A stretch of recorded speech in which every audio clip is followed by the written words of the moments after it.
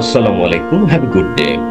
আমরা দেখছিলাম banking professional examination এর AIBBA trade finance and foreign exchange এই পেপারটি আমরা ধারাবাহিকভাবে এই পেপারটা আলোচনা করছি। আজ আমরা দেখব বিগত কয়েকটি পরীক্ষায় আসা ম্যাথগুলি কিভাবে সলিউশন করা যায়। প্রথমেই দেখছি বিগত 97তম ব্যাংকিং প্রফেশনাল এক্সামিনেশন, যেটা 2023-এ হয়েছে, তার 10 নম্বর কোশ্চেনটি এর প্রথম অংশ এ, যার 14 মার্কস ছিল। কোশ্চেনটা যদি আমরা ভালোভাবে দেখি, your importer wants to book for 90 days LC amount €25,000 to your bank. Calculate the exchange rate to deal with the import payment. How much does the importer have to pay to your bank? এবং নিম্নের তথ্যগুলি যেটা দেওয়া আছে এগুলিকে base করে এখানে রয়েছে যে 90 দিনের একটা এলসি যার ভ্যালু 25,000 ইউরো, এর জন্য ক্যালকুলেট করতে হবে এক্সচেঞ্জ রেট এই ইম্পোর্ট পেমেন্টের জন্য, এবং ইম্পোর্টার এই ক্ষেত্রে কত টাকা পেমেন্ট করবে ব্যাংকে। যে ইনফরমেশন গুলি রয়েছে সেগুলি হচ্ছে ইন্টার ব্যাংকের এক্সচেঞ্জ রেট রয়েছে 1 USD = BDT 110 টাকা 50 পয়সা, এটা লোয়ার লিমিট। আপার লিমিট হচ্ছে 110 টাকা 50 পয়সা। একইভাবে 1 ইউরো = 1.0750 USD, লোয়ার লিমিট। আপার হচ্ছে 1.0770, এবং ব্যাংকের ওভারহেড চার্জ 0.0831%। পাশাপাশি রয়েছে ইন্টারেস্ট অফ কস্ট 3% পার অ্যানাম, এবং ধরে নেওয়া হচ্ছে যে 360 দিনে 1 বছর। এই তথ্য দিয়ে আমাকে বের করতে হবে এক্সচেঞ্জ রেট, এবং 25,000 ইউরোর জন্য এই 90 দিনের এলসিতে সমস্ত ক্যালকুলেশন করার পর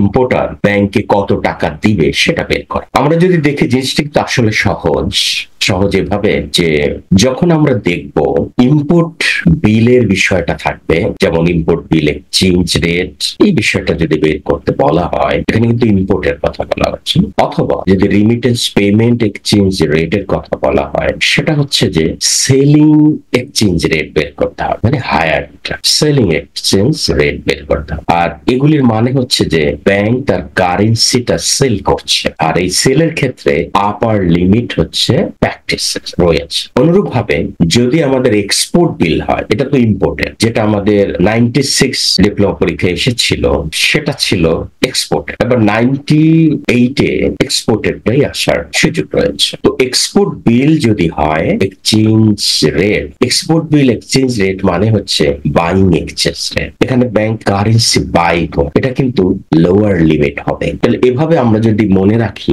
যে ইম্পোর্ট বিল বা রিমিটেন্স পেমেন্ট এক্সচেঞ্জ রেট, এগুলি হচ্ছে সেলিং এক্সচেঞ্জ রেট বের করা, আর এক্সপোর্টের জন্য বাইং এক্সচেঞ্জ রেট বের করা। এই ক্ষেত্রে আমরা যে কেসটা দেখছি, এখানে আমরা বলতে পারি যে সেলিং এক্সচেঞ্জ রেট আমরা পাবো এক্সচেঞ্জ রেট পার ইউরো, এর সাথে যদি আমরা যোগ করি যে যেটা সেলিং টোটাল এক্সচেঞ্জ মার্জিন পার ইউরো, এটা আপনি যদি ফর্মুলা হিসেবে ধরেন, তখন এইটা থেকে আমাকে কিন্তু আনসার করতে হবে। তো এক্সচেঞ্জ রেট পার ইউরো সেটা বের করা, যেমন এখানে আমরা দেখছি যেহেতু এখানে এলসি পেমেন্টটা হচ্ছে euro currency, so exchange rate of BDT per euro, যেমন ইউরো টু বিডিটি, সেটা কেমন হবে যে 1 ইউরো, এখানে ইউএসডির সাথে যে বিডিটি কনভার্সন রয়েছে, লোয়ার যে লিমিটটা রয়েছে 109 টাকা 50 পয়সা, তার সাথে আমরা USD 1 euro equal to USD, ইউরোর কনভার্সন ইউএসডি তে যে লোয়ার লিমিটটা রয়েছে, তার মানে লোয়ার লিমিট নিয়ে আমরা মাল্টিপ্লিকেশন করব। এই lower limit multiplication lower limit থেকে আমরা পাচ্ছি exchange rate of BDT per euro, এখানে 117 টাকা 71 পয়সা। এই দুইটাকে মাল্টিপ্লাই করলে আমরা পাচ্ছি, তার মানে হচ্ছে এটা কিন্তু লোয়ার লিমিট। আর হায়ার লিমিটটা কি? ঠিক একইভাবে আমরা যদি ইউএসডি বিডিটি হায়ার লিমিটটাকে নিয়ে আসি এবং তার সাথে যদি মাল্টিপ্লাই করি 1 ইউরো ইকুয়াল টু ইউএসডির হায়ার অংশটা, তাহলে আমরা এই দুইটার সাথে মাল্টিপ্লাই করে পাচ্ছি 119 টাকা। এর মাধ্যমে আমরা কিন্তু পেয়ে গেলাম এক্সচেঞ্জ রেট, আপারটাও পেয়েছি লোয়ারটাও পেয়েছি, এটা আপার আর এটা হচ্ছে লো। তাহলে এখানে আমাদের এক্সচেঞ্জ রেট হয়ে গেল। এবার আসেন এই এক্সচেঞ্জ রেটটা বিডিটি পার ইউরো, আপার এবং লোয়ার।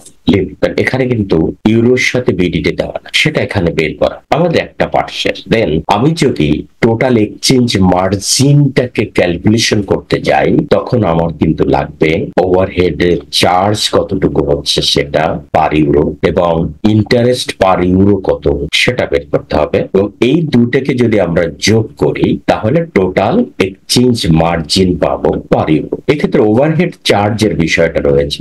ওভারহেড চার্জের ক্ষেত্রে বলা হয়েছে ব্যাংক ওভারহেড চার্জ হচ্ছে 0.0831%। এখন এটা কিসের উপর? যেহেতু আমরা সেলিং এক্সচেঞ্জ রেট বের করছি, আর সেলিং এক্সচেঞ্জ রেট সেটা ক্যালকুলেশন হবে সাধারণত আপার লিমিটের উপর। এখানে আপার লিমিট যেটা আমরা পেয়েছি, যেমন 119.0085 এর সাথে গুণ করি। এই দুইটা যদি আমরা গুণ করি তাহলে ওভারহেড চার্জ পার ইউরো হচ্ছে বিডিটি 0.0989। এখানে আমরা দশমিকের পরে 4টা সংখ্যা রাখবো, কেননা মূল যে কোশ্চেন রয়েছে এখানে এভাবে 4টা সংখ্যা দেওয়া আছে, এবং এভাবে যত বেশি সংখ্যা রাখা যায় তত অ্যাকুরেট হবে আনসার। তাহলে আমরা ওভারহেড চার্জ পার ইউরো পেয়ে গেল, এক্সচেঞ্জ রেট পেয়েছি আপার এবং লোয়ার লিমিটটা per euro, as well as overhead charge per euro পেয়েছি। এখন ইন্টারেস্ট পার ইউরো, যেখানে কোশ্চেনে আমার রয়েছে যে ইন্টারেস্ট আর সোয়াপ কস্ট হলো 3% পার অ্যানাম। এই 3% পার অ্যানাম আমি বের করতে যাওয়ার জন্য প্রথমেই আমার যে এটা কিসের উপরে হবে, যেহেতু আমরা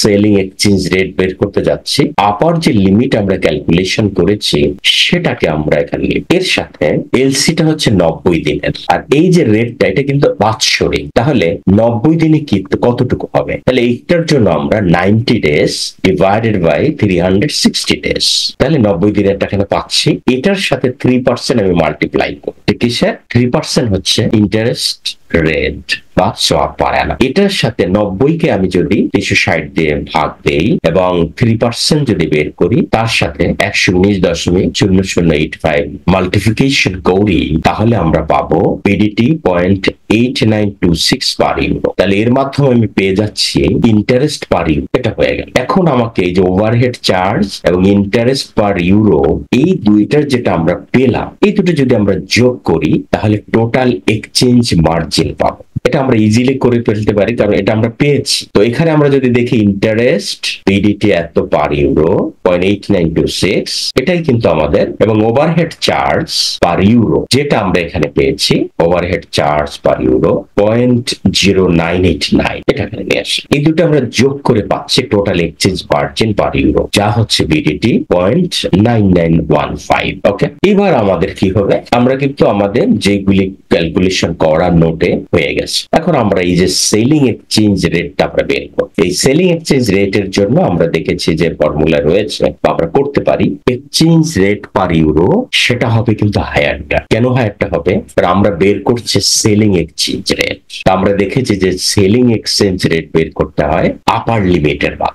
এইখানে কিন্তু আপার লিমিটটা রয়েছে 119 টাকা, সেটা আমরা এখানে নিলাম, আপার লিমিটটা নিলাম, ঠিক আছে। এবং যে টোটাল এক্সচেঞ্জ মার্জিন যেটা আমরা একটু আগে বের করলাম, এইটা এক্সচেঞ্জ মার্জিন, সেটা আমরা এখানে বসাই। এখন এই দুইটা যদি আমি যোগ করে ফেলি তাহলে যেটা আসবে সেটাই হচ্ছে সেলিং এক্সচেঞ্জ রেট 120 টাকা per euro. This is our answer. তাহলে কি কি আসতেছে দেখেন, এক্সচেঞ্জ রেট পার ইউরো সেটা আসতেছে কিন্তু এইটা, সেটা আসতেছে এইটা, এই যে আমরা এটাকে ওখানে নিলাম, ঠিক আছে। এবং টোটাল এক্সচেঞ্জ মার্জিন পার ইউরো সেটা আমরা কিভাবে পেয়েছি? এখানে ইন্টারেস্ট পার ইউরো যেটা ক্যালকুলেশন করা হয়েছে, এটা কেন করা হয়েছে? এক্সচেঞ্জ মার্জিন পার ইউরো বের করার জন্য ইন্টারেস্ট পার ইউরো এবং ওভারহেড চার্জ যেটা আমরা বের করলাম, এই দুইটা মিলেই কিন্তু হয়েছে আমাদের টোটাল এক্সচেঞ্জ মার্জিন পার ইউরো, যা আমরা এখানে পেয়েছি 0.9915। এই দুইটাকে আমরা যখন যোগ করলাম, এটা মানে হচ্ছে এইটা, এই যোগ করে আমরা পেয়েছি 120 টাকা পার ইউরো। এটা কিন্তু আমার আনসার। তাহলে সেলিং রেটটা বের হয়ে গেল। তারপর কোশ্চেনে কিন্তু বলেছে ইম্পোর্টার ব্যাংকে কত টাকা দিবে সেই 25,000 ইউরো এলসির জন্য। কতটুকু দিবেন? আমরা তো রেট পেয়ে গেলাম 120 টাকা। জাস্ট এটার সাথে একটা মাল্টিফিকেশন, যেমন এখানে আমরা দেখি যে এই যে ইউরো 25,000, কারণ এটা এলসি ভ্যালু, মাল্টিপ্লাই বাই এই যে আমরা রেটটা বের করলাম 120 টাকা, এই দুইটা মাল্টিপ্লাই করলে আমরা পাচ্ছি এখানে সমান সমান 30 লাখ টাকা। অঙ্ক কিন্তু শেষ এবং কিন্তু খুব ইজি ব্যাপার, এটা অসুবিধা হওয়ার কোনো কারণই নেই। শুধু মনে রাখার বিষয় যে সেলিং এক্সচেঞ্জ রেটটা আমি যখন বের করব, কখন করব? আমি করব যখন আমি ইম্পোর্ট বিলের বিষয়টা থাকবে অথবা রিমিটেন্স পেমেন্টের বিষয়টা থাকবে, তখনই আমি সেলিং এক্সচেঞ্জ রেটটা বের করতে হবে। এই সেলিং এক্সচেঞ্জ রেট মানে হচ্ছে আমার কারেন্সিটা, আমি যেহেতু ব্যাংকে হই, কারেন্সি সেলের বিষয়, আর সেখানে অবশ্যই আপার লিমিটটা আসে। আর এক্সপোর্ট বিল হলে সেখানে আমরা বাইং এক্সচেঞ্জ রেটটা বের করি, যেখানে লোয়ার লিমিটটা থাকে। এই 10 নম্বরের বিতে 6 মার্কস ছিল, একদম সিম্পল। কোশ্চেনটা আমরা দেখি যে calculate the buying and selling rate of Japanese yen in BDT when interbank market exchange rate 1 USD equal to 109.5 BDT to 110.5 BDT as well as 1 USD equal to 145.3947 Japanese yen to 146 Japanese yen। এবং calculation এখান থেকে বলেছে যে এখানে আমরা বের করব buying rate of BDT per Japanese yen. এখানে কিন্তু বাইং এবং সেলিং রেট বের করতে বলেছে জাপানিজ ইয়েনে ইন বিডিটি। তাহলে বাইং রেটটা ছোট থাকে, কারণ প্রফিট করতে হবে, তাই বাই করা হবে কম রেট, আর সেলিং রেটটা বেশি থাকে প্রফিট করার উদ্দেশ্যে। সো এইখানে আমরা ইউএসডি বিডিটি যে লোয়ার রেট, সেটা এখানে আমরা দিলাম, এবং ইউএসডি লোয়ার রেটটাকে ডিভাইড করতে হবে ইউএসডি জাপানিজের হায়ার রেটের। ইউএসডি জাপানিজ ইয়েনের হায়ার রেট হচ্ছে 146। এই 146 দিয়ে যদি আমরা বিডিটি 109 টাকা 50 পয়সা ভাগ করি, তাহলে আমরা পাবো 0.75 বিডিটি পার জাপানিজ ইয়েন। এটা কিন্তু বাইং রেট হয়ে গেল। So we have calculated the buying rate. এখন সেলিং রেট। সেলিং রেট ঠিক একই ভাবে, সেলিং রেটটা আপার লিমিট। তো সেলিং রেট আমরা যখন বের করছি, সেখানে হায়ার রেট দিব বিডিটি ইউএসডি কনভার্সনের। হায়ার রেটটা হচ্ছে 110 টাকা 50 পয়সা। সো এইখানে এটাকে ডিভাইড করা হবে ইউএসডি জাপানিজ ইয়েন এর লোয়ার রেট দ্বারা। এই লোয়ার রেটটা হচ্ছে 145.3947। সো সেটাকে দিয়ে যদি আমরা ডিভাইড করি, তাহলে আমরা এখানে পেয়ে যাচ্ছি সেলিং রেট। সেলিং রেটটা হচ্ছে 0.76 বিডিটি পার জাপানিজ ইয়েন। সো এখানে আমরা বাইং রেট পেয়ে গেলাম 0.75 বিডিটি পার জাপানিজ ইয়েন, এবং সেলিং রেট হচ্ছে 0.76 বিডিটি পার জাপানিজ ইয়েন। তাহলে কিন্তু আমাদের 97 এর ব্যাংকিং প্রফেশনাল এক্সামিনেশনের এই পেপারটির 97 এর এই ম্যাথটা আমরা করে ফেললাম। এখানে 6 মার্কস আর এখানে 14 মার্কস, টোটাল 20 মার্কস। একইভাবে যদি আমরা দেখি যে 96 এ ব্যাংকিং প্রফেশনাল এক্সামিনেশনে যে অঙ্কটা এসেছিল, এখানে 9 এবং 10 অল্টারনেটিভ ছিল।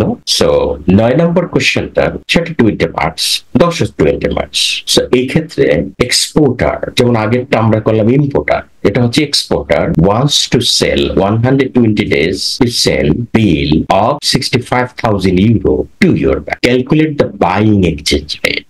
তাহলে ব্যাংকের বাইং এক্সচেঞ্জ রেটটা বের করতে হবে। এবং exporter, how much does your bank have to pay to exporter. এবং ঠিক একইভাবে ইন্টার ব্যাংক এক্সচেঞ্জের রেট দেওয়া আছে 1 ইউরো ইকুয়াল টু 1.075 ইউএসডি, এটা লোয়ার লিমিট, হায়ারটা হচ্ছে 1.0820, এবং ইউএসডি 1 ইকুয়াল টু বিডিটি 106.101, এবং আপারটা হচ্ছে 107.7590, এবং ট্রানজিট পিরিয়ড হচ্ছে 10। প্রফিট মার্জিন হিসেবে বিডিটি 0.1 পার ইউরো, আর ব্যাংক ওভারহেড চার্জ হচ্ছে 0.0625%, ইন্টারেস্ট রেট হচ্ছে 6%, এবং 360 দিনে বছর ধরার কথা বলা হয়েছে।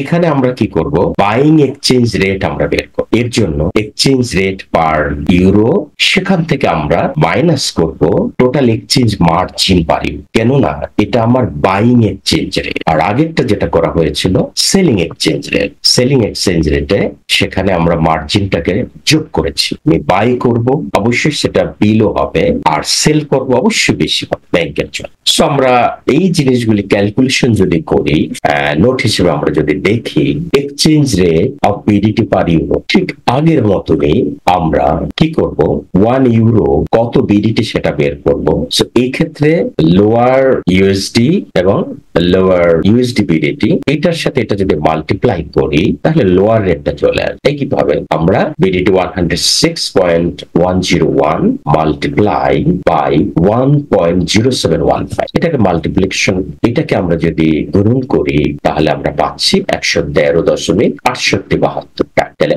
1 ইউরো সমান সমান 113.6872 বিডিটি। এটা হচ্ছে লোয়ারটা। হায়ারটা কি হবে? হায়ারটা একইভাবে আমরা এখানে higher BDT as well as higher USD euro কনভার্সনের যে ফিগারটা রয়েছে সেটা দিয়ে মাল্টিপ্লাই, যেমন 107 মাল্টিপ্লাই 1.082।